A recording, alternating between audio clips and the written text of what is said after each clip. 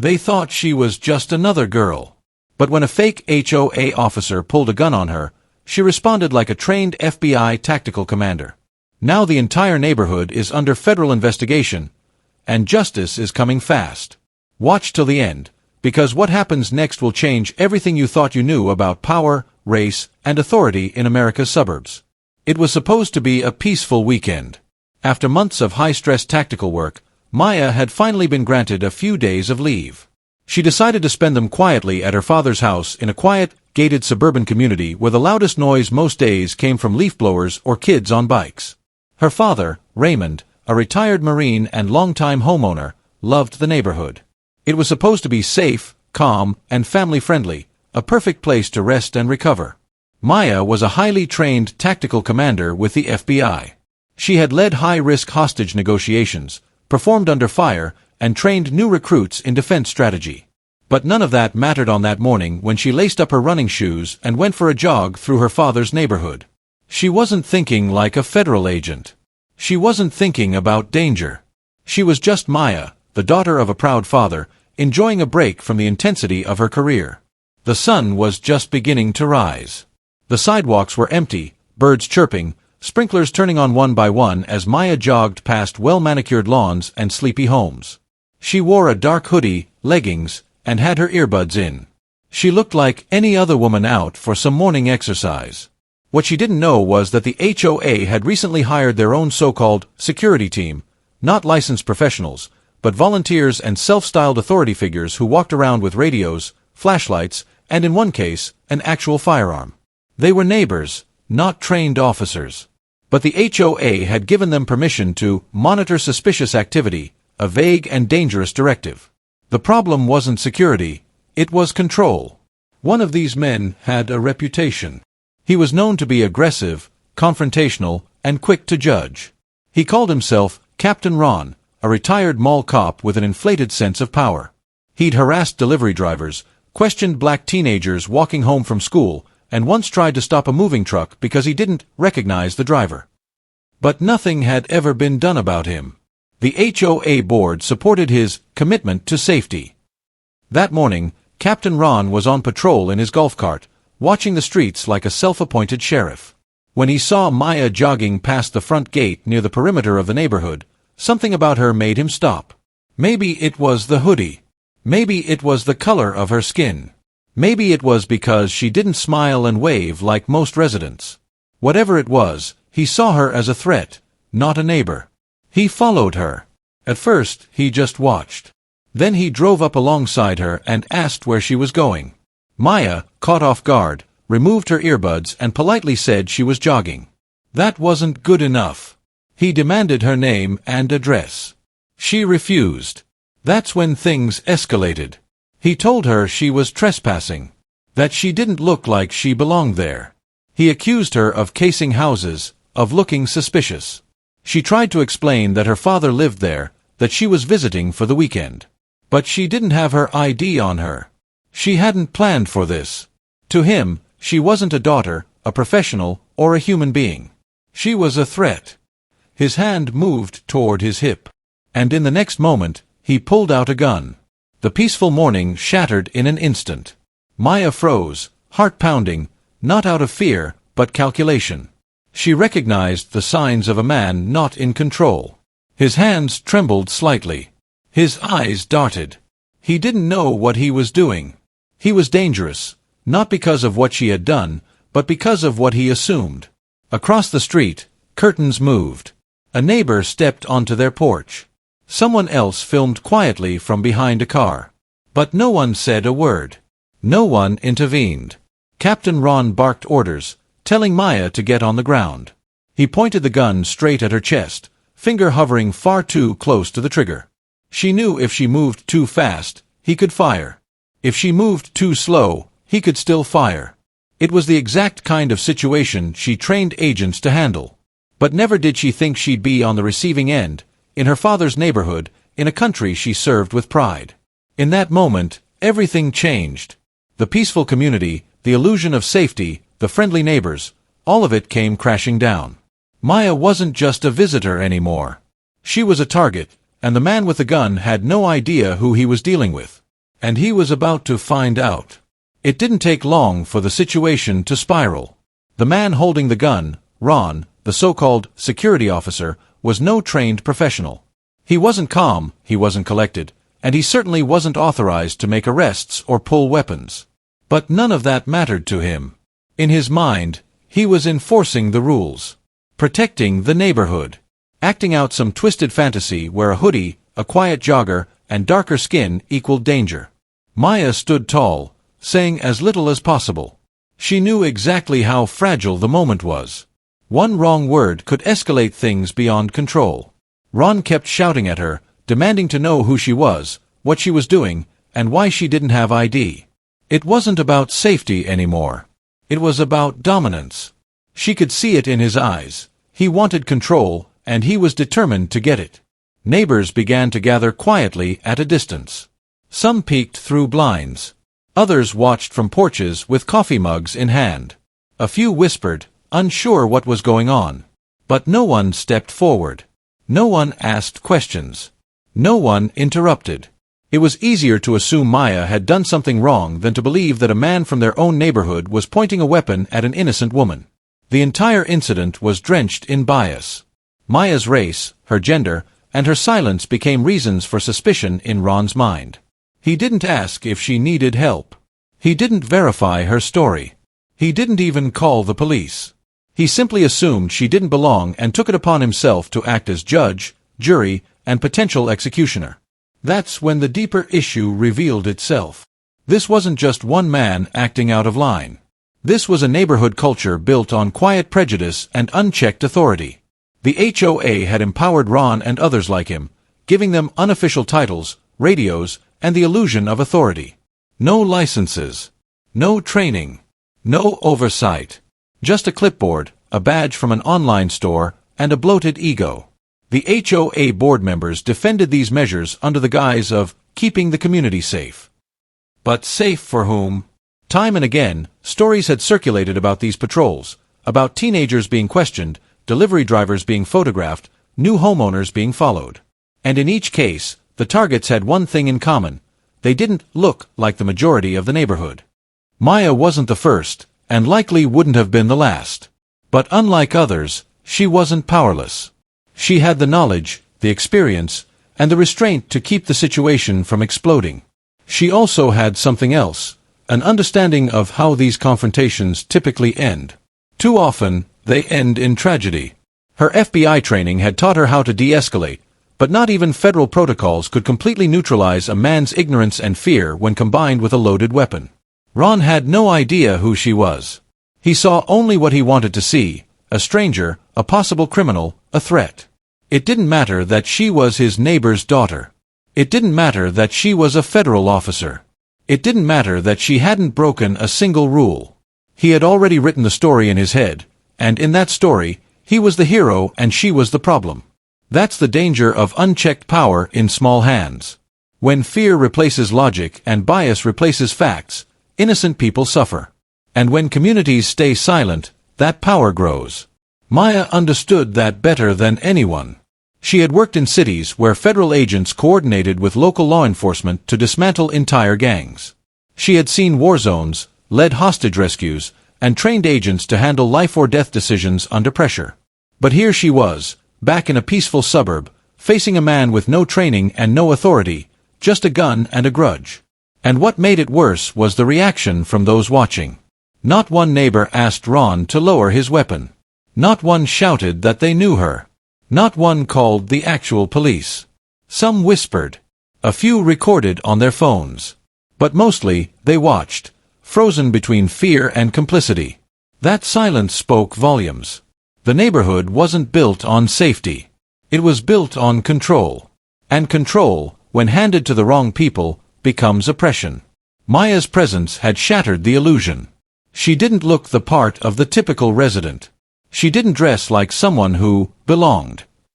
But the truth was, she had more courage, more training, and more integrity than anyone holding a clipboard on that street.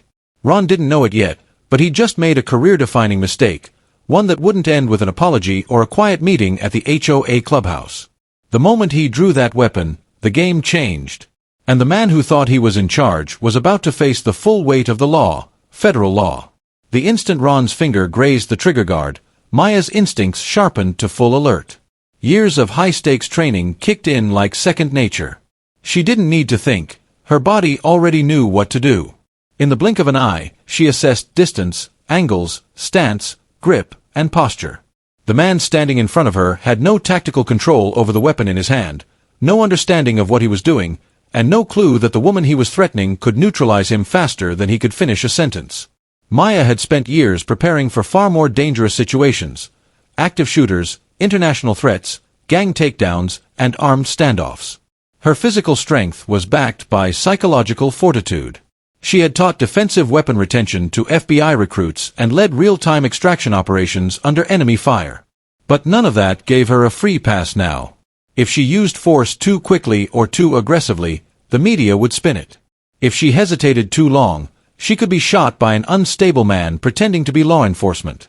It was a razor-thin line, one that Maya had walked before, but never this close to home. She was unarmed, out of uniform, and had no backup. But she was also composed, hyper-aware, and faster than anyone Ron had ever encountered. She waited until he made the wrong move, the overstep, the moment when the law allowed her to act decisively. And then she moved. In one fluid motion, Maya sidestepped his sightline, redirected his wrist, disarmed him, and dropped him to the ground with minimal force. Her technique was clean, measured, not excessive. She took control of the weapon, cleared the chamber, and placed it out of reach. Her hands stayed visible. Her posture remained non-threatening. And once Ron stopped struggling, she calmly pulled out her credentials from the zipped back pocket of her hoodie. The gold badge glinted in the morning sun. It silenced everything. Those watching from afar weren't just stunned, they were shaken. In seconds, the narrative had flipped. The suspicious jogger was now a federal tactical commander. The so-called security officer was now a disarmed aggressor lying on the pavement. The silence among neighbors shifted from quiet support to shameful realization. Their eyes widened. Their phones kept recording, but their judgment faltered. Ron, on the ground and visibly rattled, tried to speak, but nothing coherent came out. His authority had evaporated. His assumptions had betrayed him. He hadn't just pulled a gun on an innocent woman. He had aimed a weapon at a high-ranking federal agent who had the legal right to disarm and detain him. He had no idea how deeply he'd just buried himself in trouble. Maya didn't scream. She didn't insult. She didn't retaliate. She followed protocol. She contacted the local police and reported the incident through her official channels. She didn't gloat or show anger. Her control was absolute. That, more than anything, unnerved the people watching. Because power in its truest form doesn't look like noise or aggression. It looks like calm discipline under pressure. When the local police arrived, the shift in tone was immediate. The officers knew Maya. She had led joint task force operations in the area. Her reputation was spotless. Her credibility unquestioned. She gave her full report. She handed over the firearm. She requested that Ron be detained and investigated for unlawful use of force and impersonation of a licensed security officer. Her tone remained steady, her words precise. Ron was still trying to explain himself, claiming he feared for his safety, that she didn't identify herself, that she looked out of place. None of it held up. Not with a federal badge on the table. Not with multiple witnesses. Not with video evidence. And not with a firearm he had no permit to carry. The HOA board scrambled. They called emergency meetings. Some members tried to defend Ron, insisting he was just doing his job. Others quietly began to distance themselves, realizing the liability they now faced. For years, they had empowered men like Ron, given them fake titles, let them patrol with zero oversight, turned a blind eye to complaints. But now their actions had drawn the attention of the federal government. Maya, meanwhile, remained composed. She didn't demand public apologies. She didn't threaten lawsuits. She simply submitted her report, logged the evidence, and informed her superior officers. She knew how to follow the chain of command. But she also knew this wasn't over. Because this wasn't just about her. It was about the next black woman who might go for a jog. The next teenager in a hoodie. The next visitor who looked wrong to the wrong person. Ron had miscalculated in the worst possible way. He had mistaken quiet confidence for vulnerability, athletic wear for criminal intent, and a peaceful morning for an opportunity to exercise imaginary power. But in doing so, he had exposed a deeper rot within the community's leadership. The illusion of control they maintained was built on fear, and that fear had finally been unmasked by someone who knew exactly what real authority looks like. And now, the reckoning had begun. Instead of addressing what had clearly been a reckless and dangerous overstep, the HOA responded with arrogance and denial. Rather than issuing a public apology or reviewing the flawed decision to allow an untrained, unauthorized man to carry a firearm and patrol the neighborhood, they turned the blame around. In a move that stunned both Maya and her father, the HOA formally accused Maya of excessive force. They claimed she had attacked a community volunteer and endangered residents. The letter came just 2 days after the incident. Cold, defensive, and written with legal jargon, it threatened civil action if Maya didn't cease further escalation and respect community safety guidelines. The irony of being threatened by the very people who had empowered Ron, despite his criminal background, was staggering. The HOA's stance wasn't based on facts. It was a desperate attempt to save face, to rewrite the narrative before the truth became impossible to bury. What they didn't realize was that Maya had already filed her official report with the Bureau and turned over video footage captured by bystanders. Multiple residents had submitted statements corroborating her version of events. But even with evidence stacked against them, the HOA doubled down. They hosted a closed-door meeting and circulated an internal email suggesting Maya provoked the incident by refusing to identify herself. Neighbors began to pick sides. Some were outraged that the HOA would protect an unstable man who had pulled a gun on a woman. Others, quietly or openly, supported the board's narrative, believing that Maya had embarrassed the community and brought unwanted attention.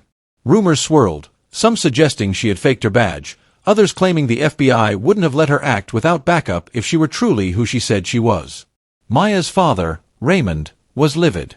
He had served his country honorably for over 20 years, paid his dues, maintained his property, and contributed to the community. Yet now, because his daughter had defended herself against a threat, he was being treated like a problem.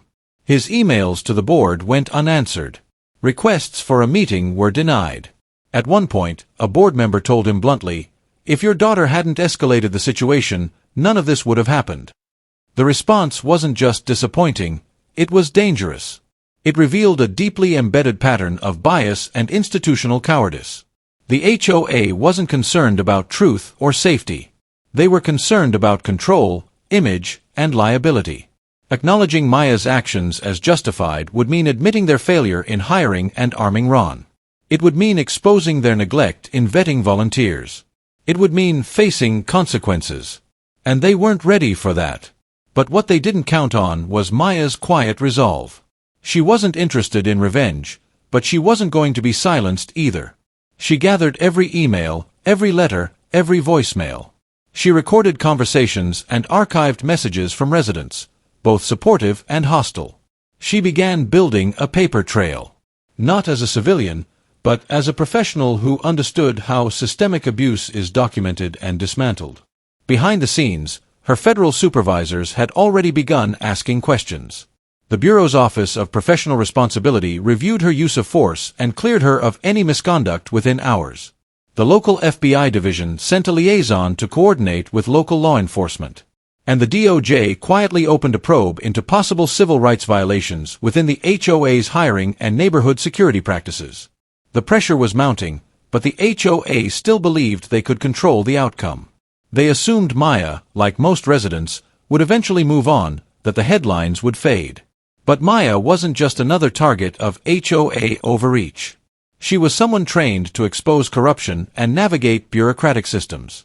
Every denial, every accusation, every slanderous whisper only strengthened the case she was building. Her father, once hopeful that reason would prevail, grew disillusioned. Friends they'd known for years stopped calling. Some refused to make eye contact when he walked his dog. A few sent quiet messages of support, but made it clear they didn't want to get involved. The neighborhood that once felt like a community now felt like a courtroom, with everyone too afraid to speak unless they were sure which side would win. The more the HOA tried to suppress the truth, the more people began to question them. And with every attempt to bury the facts, they revealed just how far they were willing to go to protect their authority. What began as a single moment of dangerous misconduct had now spiraled into something far bigger. The HOA wasn't just covering for Ron, they were exposing the rot within their own leadership. And while they tried to silence Maya with threats and intimidation, they failed to realize they had picked a battle with someone who knew exactly how to respond. Not with noise, but with precision, strategy, and evidence. The storm was no longer coming. It had already begun. Once Maya's report reached the Bureau's upper division, the tone of everything shifted. What the HOA believed was a contained neighborhood dispute was now on the radar of federal oversight. The Bureau's legal affairs team reviewed Maya's submitted incident file, corroborated the evidence, and confirmed the presence of serious violations, not just against Maya as an agent, but potentially against federal law itself. The man known as Ron was no longer just a nuisance neighbor or overzealous volunteer. A background check, initiated by Maya's team, revealed a disturbing truth. Ron had a criminal record that included multiple misdemeanors and a prior conviction for impersonating a security officer. His license to carry a weapon had lapsed years ago, and he had never reapplied. More shockingly, the HOA had never performed a formal background check on him before giving him patrol responsibilities. There was no record of training, no paperwork, no authorization, nothing but a handshake and blind trust. The information was passed along to the U.S. Attorney's Office and the Department of Justice's Civil Rights Division. What began as an individual safety violation was rapidly escalating into a civil investigation. The DOJ opened a formal inquiry into the HOA's pattern of neighborhood surveillance, discriminatory practices, and lack of regulatory compliance. Attorneys were assigned. Depositions were scheduled. The neighborhood board members, once smug in their silence, were now being called in to answer for their choices. News traveled fast. Local reporters caught wind of the incident and began digging deeper. When Maya's identity as an FBI tactical commander became public, the HOA's narrative unraveled. Their portrayal of her as aggressive or dangerous didn't hold. Public sentiment turned. What was initially whispered about as a neighborhood dispute was now front-page news in the city's leading paper. Headlines read, "FBI agent disarmed HOA patrolman in self-defense. Community faces federal scrutiny." Under pressure, the local police department issued a public statement acknowledging Maya's professionalism and lawful restraint. They confirmed that Ron had been taken into custody for unlawful possession of a firearm and impersonating a licensed officer. The statement also clarified that Ron's actions had not been coordinated with law enforcement and were not part of any sanctioned neighborhood security program. The HOA's leadership, meanwhile, began fracturing from within. 2 board members resigned within 48 hours of the DOJ's announcement. One of them issued a personal statement, apologizing for turning a blind eye and admitting that there were previous complaints about Ron's conduct that had been ignored. That resignation letter became part of the public record and confirmed what many residents had suspected for years. The board knew they had created a problem but did nothing because they believed no one would ever challenge them. Meanwhile, Maya stayed out of the spotlight. She declined all interview requests and let her actions speak through official channels. But her team worked behind the scenes. A civil rights attorney, recommended by DOJ contacts, began reviewing whether the HOA had violated multiple state and federal statutes, including fair housing laws and civil liberties protections. The neighborhood, once calm and complacent, had transformed. Residents who had quietly watched the altercation now spoke out. A few admitted they had been uncomfortable with the way the HOA empowered people like Ron. Others revealed they had been followed or questioned in the past, particularly people of color, younger renters, or delivery personnel. One woman came forward to say her teenage son had been stopped by Ron for riding his bike too fast. Another couple said they had been reported for suspicious gardening, simply because they didn't look like the rest of the community. As complaints surfaced, the investigation deepened. What was once considered a model-gated community was now being examined as a textbook case of neighborhood-level overreach fueled by systemic bias. The DOJ assigned a task force to review HOA practices in other regions, using this incident as a trigger point. Maya's name appeared in internal memos, not as a victim, but as the federal officer who had exposed the cracks in a broken system. Ron's fate, too, became more serious than expected. With his prior record, unlawful carry, and impersonation charges, he now faced potential jail time. His attorneys attempted to argue that he had been acting in good faith, under direction from the HOA, but the absence of official records made that defense nearly impossible. He was stripped of any remaining neighborhood titles and banned from engaging in community security in any form. The message was now loud and clear, not just to this HOA, but to every board watching from afar. Power granted without accountability is a threat, not a privilege. And when that power targets the wrong person, consequences will follow. What the HOA had dismissed as a one-time incident had now grown into a federal scandal.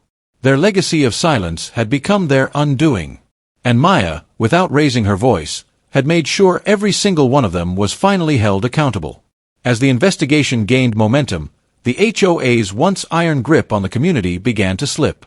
The same board members who had been feared and respected for years were now struggling to hold together a rapidly unraveling power structure. The people they once silenced were finally speaking up. Residents who had lived in quiet discomfort now felt emboldened by what Maya had exposed. It wasn't just about one incident anymore, it was about the system they had built. Dozens of residents started attending open forums and neighborhood meetings, many of which were now live-streamed under public pressure. Questions turned to accusations. People wanted to know why armed patrols had ever been allowed in the first place, who had approved Ron's position, and what had happened to the complaints submitted in the past. The HOA board's vague answers and carefully worded denials no longer satisfied anyone. Their old tactics, blame-shifting, quiet threats, shutting down conversations, were useless under the glare of public scrutiny. Some homeowners filed formal petitions calling for the immediate resignation of all board members. Others went further, contacting city officials and state housing regulators to request oversight. What had once been a model neighborhood was now under full-scale review. Residents wanted audits, transparency, and most of all, accountability. Local media began interviewing residents who had stayed quiet for years. One young black family revealed they were issued a warning from the HOA just weeks after moving in, allegedly for leaving a bike in their driveway overnight. Another elderly couple shared that Ron had shown up at their door, demanding to search their backyard because someone had reported unusual activity. The more people spoke up, the clearer the pattern became: targeted harassment under the cover of community safety. Several real estate agents who had previously marketed the neighborhood as a secure, desirable location began removing listings, stating off the record that the area had become legally radioactive. Home values began to dip. Potential buyers pulled out of contracts. And existing homeowners, once proud of their pristine gates and carefully manicured lawns, now found themselves associated with a scandal that was drawing national attention. The HOA's internal documents were subpoenaed. Financial records, meeting minutes, and resident complaints were turned over to federal investigators. Discrepancies emerged. Money had been allocated for security improvements, but spent without clear documentation. Background checks that were supposed to be standard practice had never been performed. Rules appeared to have been enforced selectively, with clear racial and class-based disparities. What had been dismissed as neighborly misunderstandings was now, on paper, a pattern of discrimination. As pressure mounted, the board fractured completely. The president resigned abruptly without a statement. The vice president attempted to stay on but was voted out in a community recall vote. By the end of the month, only one original board member remained, and they too would step down shortly after. Temporary leadership was appointed to facilitate cooperation with the federal review process and to ensure that the HOA's legal liabilities were addressed. Maya had never intended for any of this to happen. Her goal had been simple: to prevent what happened to her from happening to anyone else. But the consequences of that single encounter with Ron had revealed something much deeper than one man's mistake. It had exposed how fear, unchecked authority, and racial bias could quietly grow in places that claimed to be safe. The new temporary board released a public statement acknowledging the harm caused, apologizing to Maya and her family, and promising full transparency moving forward. They announced a complete overhaul of HOA policies, including the disbanding of any volunteer security programs, the banning of armed patrols, and the introduction of a third-party civil rights advisor to guide future community protocols. Community meetings became spaces for open dialogue rather than fear-driven control. Residents came together to reflect on what they had allowed to fester under the surface. For the first time in years, there was a genuine sense of accountability. People were no longer whispering about what happened, they were confronting it head-on. The case continued to gain attention beyond the neighborhood. Civil rights organizations highlighted it as a textbook example of localized racial profiling and misuse of authority within private residential structures. Law students studied the case. Housing policy experts cited it in panel discussions. And across the country, other HOAs began reviewing their own enforcement procedures to avoid similar fallout. Maya never returned to live in the neighborhood. Her father decided to move soon after the investigation was closed. But her presence and her actions had left a permanent mark. She had shown what courage under pressure truly looked like. Not by force, not by anger, but through quiet precision, truth, and unshakable discipline. What started with a gun being pulled on an innocent woman ended with an entire system being forced to confront its reflection. And what the HOA had tried to hide behind gates and silence had become a national conversation about who really gets to feel safe in America's suburbs. Justice didn't arrive all at once. It came in stages, through courtroom rulings, public apologies, policy reforms, and the slow unraveling of a broken system. But when it did arrive, it was undeniable. Ron, the man who had triggered the chain of events, was formally charged on multiple counts. His illegal possession of a firearm, impersonation of a security official, and reckless endangerment were no longer matters for debate. Video evidence, resident testimonies, and Maya's official report created an airtight case. He pled guilty under a deal but still faced probation, fines, and a permanent criminal record that barred him from ever serving in any enforcement or community safety role again. The Department of Justice issued a formal report citing the HOA for a pattern of racially biased practices, improper delegation of authority, and violations of residents' civil rights. Though the HOA itself wasn't dismantled, it was placed under regulatory oversight for 2 years, during which all decisions, security policies, and enforcement measures had to be reviewed by an independent civil rights monitor. The report also required the HOA to conduct racial bias training, revise its bylaws to prohibit armed patrols, and create transparent complaint mechanisms accessible to all residents, without fear of retaliation. It wasn't just a slap on the wrist. It was a system-level correction aimed at preventing the same abuses from repeating themselves under the next group of self-appointed gatekeepers. Maya didn't attend the final board meetings, nor did she seek headlines. Her role had never been about revenge. She understood better than anyone that true accountability comes when institutions change, not just when individuals are punished. Her silence in the media only strengthened her credibility among those who followed the case. She became a quiet symbol of how professional restraint and courage could do more than confrontation ever could. Before Maya and her father officially left the neighborhood, she was invited by a group of residents to speak at a community forum organized by the new interim HOA leadership. At first, she hesitated. But after seeing how many families had come forward, families who once felt voiceless, she agreed. Her message was simple. Safety does not come from fear. Power without accountability is not protection, it's oppression. And communities must stop confusing control with order.